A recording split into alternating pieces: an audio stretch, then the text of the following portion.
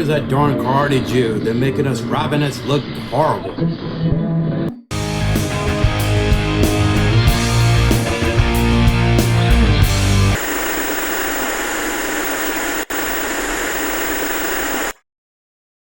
Shalom!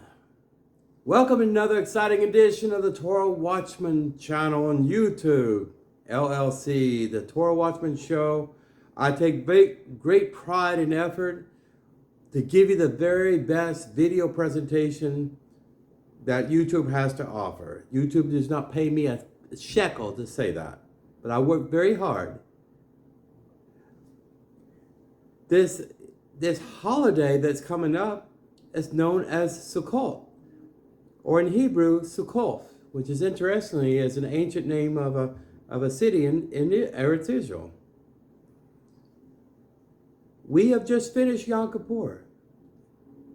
You know, when the last shofar blast, the books of life finally closed for another year, and hopefully the Mashiach will come before the next time of Yom Kippur. But Sukkot is a very interesting holiday. It's a very festive time. It's a very happy time, very joyous time. But it's very important that we stay astutely tied to the Torah and the Tanakh for our focal point for what is and what isn't Sukkot. Now, if you go to Chabad, if you go to the other Rabbinate websites like Sophia and others, you will find all kinds of very detailed information, halakha procedures and methodologies and things of this nature, breakouts of information from the Talmud tractate about Sukkot, etc., that you will not find in the Torah at all. Okay? I want to give you an example, a few examples. Now, as a Karaite Jew, I'm a Torah purist. Now, we share a lot of commonality with our Rabbinate brothers. We do. Our brethren really do. And we celebrate the holiday of Sukkot the same time of year as the Rabbinates do, simply because the Torah gives us very specific information when to begin this festival. It says the 50th day of the 7th month. Now you can read about this Sidra portion here in the book of Vayikra or Leviticus chapter 23, verses 33 to verses 44. Now, I won't give you a brief synopsis without reading all those verses. But I want you to understand the scope here of the Torah with the divine word of God without any additional embellishments required. Either Elohim wrote, the divine creator of our souls, either wrote the Torah as his divine inspired word given to his exclusively to his prophet Moshe, or not, or it's just human invention and innovation, like the Talmud, for instance. Okay? So you have written tradition, you have oral tradition. What I'm going to give you is the written tradition, verbatim, in English, that's easier to understand, on what Sukkot is and why we should continue remembering this blessed pilgrimage festival that was celebrated once time ago when all the tribal Israel was gathered in Eretz Israel, the land of Israel. Unfortunately, most of all Jews, about 40% of all Jews on the planet, if I'm close to that percentage, maybe a little bit less, but the majority of all Jews, whether they choose to or unable to go to Israel and spend out the rest of their natural lives there, or purposeful in exile. And we are artificially celebrating Sukkot, a holiday intended to be a pilgrimage holiday. In other words, you have to be in Eretz Israel. And you assume that you're traveling from community to community, from tribal area to tribal area, on your way to Jerusalem, and you're constructing these huts known as Sukkot, these temporary huts. We'll get into that in a moment. But it is a pilgrimage holiday. And the sole purpose behind it is to remind us that we were once in the desert as wanderers. We had no home but the stars. We had no clouds, literally speaking, in the desert, this dry, arid place, other than the clouds of Shamayim, the clouds of glory. You know, and we all say, Amen. Wouldn't you love to be sleeping in a tent, looking up, seeing the stars, feeling the comforting heat at night of the Shekinah glory of Jehovah, your God, Asher Yehovah Elachem, in the Mishkan, and you see that glowing light there, like a campfire that would not go out, and a beautiful white billowing cloud during the day to keep all the hot sun up to you. That's very comforting. That's how we used to sleep as nomads in the land. We should never forget that. Whether we live in Brooklyn, Borough Park, Crown Heights, you know, in an apartment building, in a skyscraper in Tel Aviv, you know, people get very innovative and they convert their entire patios, per se, into one big sukkah, you know. I have a gazebo attached to my back patio, all wood, and it's octangular shape, and I traditionally use that as my sukkah, as my temporary dwelling. So let's get started. In verse 34, actually 33, it says, Jehovah spoke to Moshe, his servant, saying, this came straight from the heart and soul of Jehovah. Speak to the children of Israel, saying, the 50th day of the 7th month is the festival of Succoth. It's pronounced Succoth, not Sukkot, by the way. A 7-day period to Jehovah.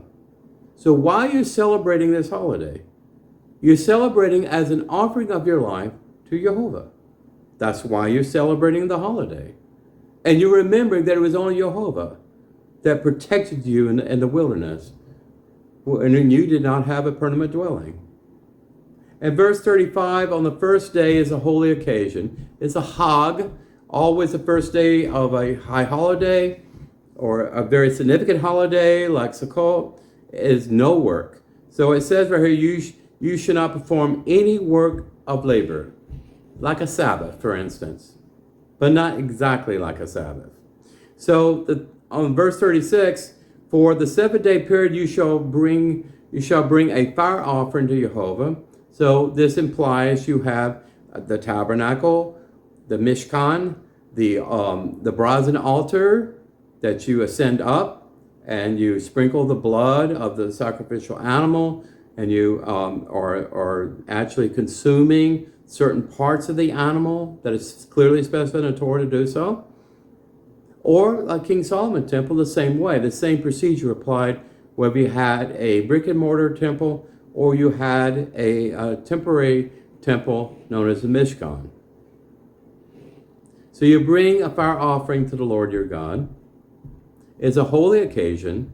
It's a dedicated special sacrifice that distinguishes Sukkot from any other holiday. You shall not perform any work of labor. So these are the Levitical priests. These are the nominated priests. These are the Kohen Gadol and their sons or grandsons, like Pinchas, Eleazar and Pinchas. They are doing the formal ritual ceremony of offering a burnt sacrifice before the Lord their God. Okay? Verse 37, these are Elohim's appointed holy days, Yom Kadosh, that you shall designate them as a holy occasions. Now, their emphasis is over and over again in repetition for a reason, that this is a sacred day for the Jehovah, not for yourself, and it's dedicated with a special offering to distinguish it from any other holiday. Rosh Hashanah, for instance, had a different array of burnt offerings and sacrifices than Yom Kippur. Okay? So there are also liberations, and others wine offering, grain offerings, things of that nature. The requirement is for each day of the 7 days. So verse 38 says, apart from Jehovah's Sabbath, and the Sabbath are days of rest, and its holidays, festivals, okay? And apart from your gifts, and apart from all your vows, and apart from all your donations that you give to Jehovah. So this is an additional festival that for the first time, because Jehovah announced it before Moshe, and Moshe went to the people and announced a special festival that would begin in the desert at that time, in the wilderness, okay? Verse 39, on the 50th day of the 7th month, when you gather in the produce of the land, agriculture, okay, you shall celebrate the festival of Jehovah for a 7th-day period. So people brought baskets of produce, the tithe, 10% of what their offerings from the agriculture yield, the harvest, and they were brought these in baskets, and they brought them to Jerusalem for an offering before the priest, okay? So the first day shall be a complete day of rest, a hag, I already mentioned this, and on the 8th day shall be also a hag the rest day. Most of the time, if not all the time, in the high holidays, at least high holidays, the first day is absolutely no work, no rest, and then the second and third day are limited work, okay? So in other words, you're required to take off work if you're working during that day. However, this weekend, during this time, in the year of 5784, just like the other holidays, interesting, Rosh Hashanah and Yom Kippurim, we have Succoth also falls during Shabbat as far as the Hag is concerned, okay? So you're probably off work anyway. Makes it easy, right? So in verse 40, and you shall take for yourselves on the first day the fruit of the Hadar tree. Okay, what is the Hadar tree? It just simply says the fruit of the Hadar tree. Now, as you know, fruit is not just a peach or a pear or an apple. That's the obvious, right? Did you know a tomato is fruit? Did you know olives are fruit as well? Did you know that an Etrog citron is also a citrus plant, and it's also like a lemon, and it's also considered a fruit? But listen here, the fruit of the Hadar tree, date palm fronds, okay, a branch of a braided tree, and willows from the brook, like willow tree, that kind of thing, plants, trees that go predominantly in swampy areas, coastal areas, along creeks and things of this nature. You'll find those, okay? And it says, and you shall rejoice before Asher Yehovah Elachem, your Lord, your God. That's wonderful words, right? For a 7th-day period. So you have, in Chabad, you have these 4 species. You know, like the lulav, you have the willow branches, you have other types of leafy plants along with that as well. And of course, most predominantly, you have an Etrog citron. Okay? My Karaite brethren, do not use a citron. They use olive branches. I get to that in a moment. Okay? So, and you shall celebrate as a festival to Jehovah for 7 days in the year. And it's an eternal statute. And it's very important. Eternal statute means you are not to forget it. Zakar means to remember. Like Sabbath, if you're committed, always remember Sabbath. Always remember it's the holy rest day of Jehovah, your God. And always remember that Sukkot, wherever you are, you should remember it. Now, it may be problematic if you're in the diaspora, like me in the United States. It's a pilgrimage holiday. And some Jews travel to Israel specifically for this festival. It's a big tourist event, and a lot of Jews come home just for this holiday. Okay, be said, because it is a pilgrim holiday. And unless you get to Nehemiah and Ezra during that time, when the Jews were actually in Persia and exiled, and some of them were coming back to Judea, they were allowed by King Cyrus II to return. I'm not sure if Sukkot was even celebrated in the exile in those areas. So it is a little bit problematic if we should even celebrate this holiday at all, living in the diaspora, in the exile outside Eretz Israel.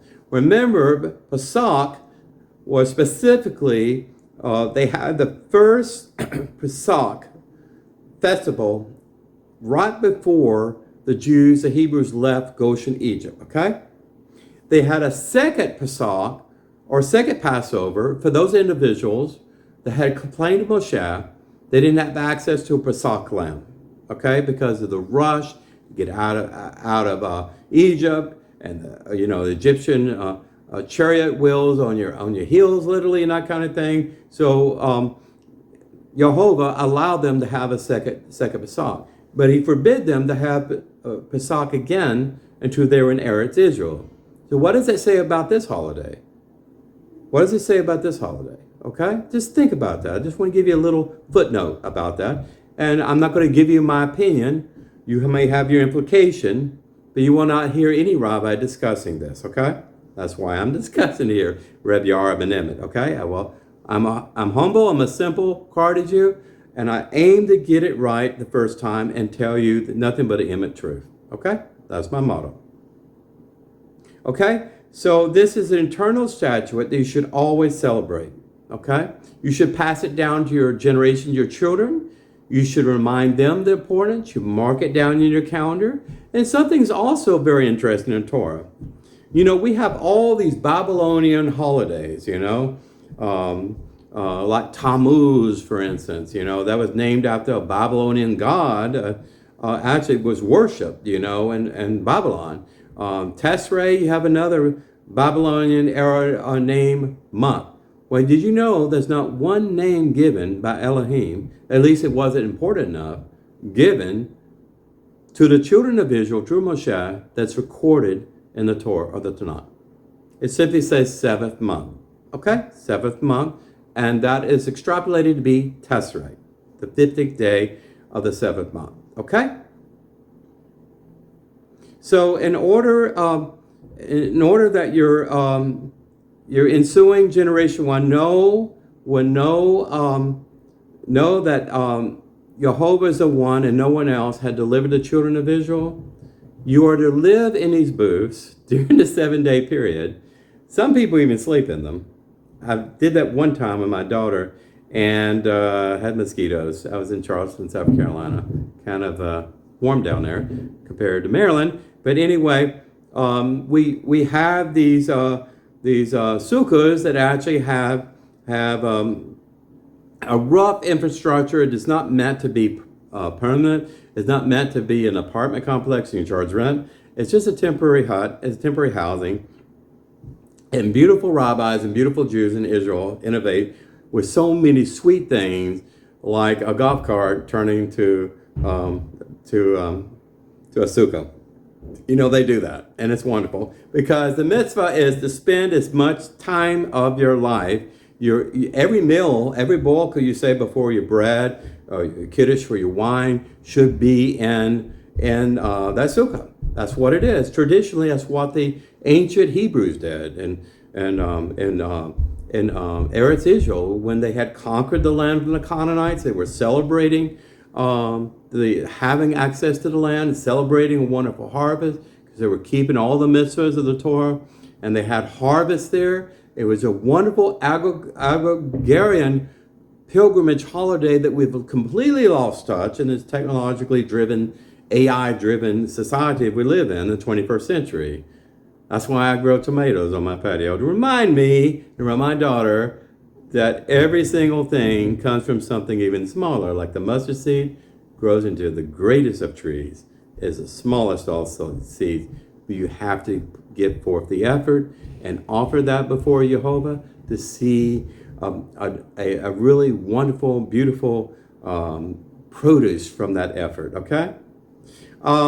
Verse 44, and Moshe told the children of Israel, these laws of Jehovah were for these appointed holy days.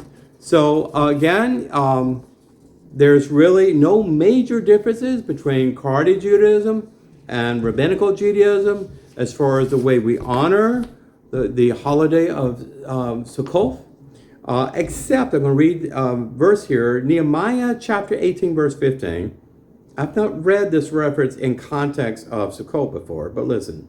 And they found written in the Torah, okay, what is the idolatry? But listen, that they should declare and proclaim in all of their cities in Jerusalem, saying, go forth to the mountain and fetch olive branches, okay, and branches of wild olive, and myrtle branches, and palm branches, and branches of thick trees to make Sukkot, as is written. Now, it does not say in Leviticus, I see here, it does not say in the Sidra I read to you in Leviticus, it does not say specifically, chapter 23, I'm sorry, chapter 23 in Leviticus does not say specifically to build a sukkah, but in Nehemiah, it does say you're to gather necessary materials to build a sukkah.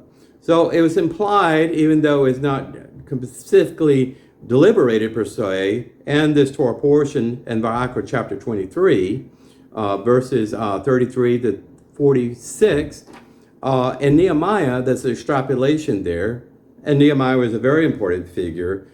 He was like the administrator per se, or governor, a liaison for the Persian government to represent the Jewish diaspora that had come home to Judea during that time. So they were celebrating this holiday, probably the first time when they returned to the land. Again, this holiday is a pilgrimage holiday, and it was never intended to be celebrated outside of Israel. But we have a lot of fun living in the diaspora. A lot of people prefer to live in Egypt than live in the Promised Land. I'm a hypocrite or hypocrites. I'm not there yet, but I plan on retiring very soon as I can, to Eretz Israel with my family and living there the rest of my life until I'm 120 years of age, until the Mashiach comes anyway. So I thought you might find this interesting that, you know, the Ezra Sikron, the bigger the better. It has to be perfectly shaped, no pits or anything like that, no markings. It has to be completely kosher. It's completely inedible. So when you think about the delicious fruit or something, it may be a fruit, but it's the most bitter citrus plant, lemon, that you can ever visit upon yourself. I don't think even my daughter loves lemon. I don't think it's too bitter for her. We usually grind it up. Some people extract the citron. The smell is very good as far as fragrance and things of this nature. Some people add it to their salads and things when they grind it up. That's what people do. But what if all the emphasis on the etrog citron, not so much on the lulav and the myrtle branches and everything else, but the citron? If you don't get the citron right, you can't have a great holiday of Sukkot, right? Sukkot, right? I mean, what? And then Chabad has all these gyrations. It does not say it at all in the Torah. Does not say it in the prophets. Does not say in Nehemiah that you grab these species together. You're supposed to carry them with you. You're supposed to have them among your personal residence, upon your family.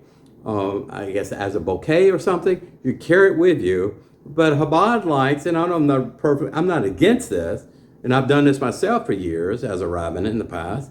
You hold the branches together, you hold the citron in one hand, and then you essentially move the branches in either direction, the north and south, different directions, east and west, and so on. And you say a blessing. There's a bracha to say that. Okay, I have nothing wrong with that. What I have a problem with, and that is weaponized by rabbinate as halakha, and it says you don't do this, you don't get a mitzvah. Who is a rabbi to tell me something they invented outside of the Torah that I don't get a mitzvah or a good deed recognized by Jehovah, that you did something righteous, you did something sacred, you kept my holy commandment, because that didn't go to their methodology and techniques and their ritual. It's alien to the Torah, but it's something they learned going back to the Middle Ages, in the exile. Again, once you're in exile, you had that super glue on your feet, you got your relatives buried behind your favorite synagogue, and you don't want to leave, right? You don't want to go to Eretz Israel. The life is full of dichotomies of truth, inconsistencies, compromises is what it is. But I encourage everyone to have a very festive, a 7-day holiday of Succoth, and hope you have a wonderful time living and celebrating and eating and drinking and all the festive things. They decorated all kinds of wonderful ways. I have some pumpkins I'm going to put in it for agricultural symbols there. And then, people just go wild in this holiday because it's so happy, because we just finished Rosh Hashanah, Yom Kippur, and we deserve some happiness, right? Whether the Rabbinates invented a lot of the atmospheric things around it, but my Karaite brothers look at it a little bit differently. They're absolutists as far as purists in the Torah. If it's not in the Torah, it's not generationally important for me to do today. That's a novel concept. It's an abomination to add or subtract anything from the Torah, read in Davarim. This is ben-Emmett signing out. Thank you for attending this video. Please share the wealth of knowledge and love and truth with everyone, especially this holiday of Sukkot. Please let people know it's actually a mitzvah to invite a stranger to your Sukkot. My wife's already invited a Jewish lady and her 2 sons and to come to our festivities. Also, this Friday night when Holy Shabbos begins, we're going to have a special ceremony at our local synagogue. Jews all over the world are doing this. This is a wonderful holiday. I wanted to read to you what the Torah said versus what you may have read on the Chabad websites about all the different isms, all the Kabbalistic things you do, all the touch points and all of that. Listen, the most important thing of this holiday, never ever forget it was Jehovah. It was Asher Yehovah Elokam, your God, and only your God, and no other God, that brought you out of the land of Egypt and to the promised land, and that he protected you while you were pilgrims and nomads in the land, wandering with no permanent dwelling. Pass it on to your children. That's the most important thing for this holiday, remember. After the holy month of 7th month, Tessereh, as you want to call it, of redemption and atonement and things of that nature, we deserve to let off some steam and de-stress ourselves. But be friendly, be loving to people, be welcoming in your sukkah this time, because the sukkah is an offering. We don't have a temple anymore. We don't have burnt offerings that are certified anymore by the chief rabbinate, in Israel. So what we can do is offer the gift of our love and our life and our hospitality to other people, and let people know they are loved, and be ingratiating to them and welcome into your midst. Welcome into your tribe, right? ben-Emmett signing out. Take care. Shalom Aleichem. I hope to see you real soon. God bless you and have a lot of fun.